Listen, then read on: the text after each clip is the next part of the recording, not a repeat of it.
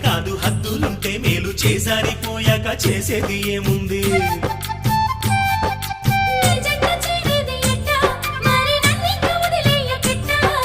నన్నిట్ట వేధించకే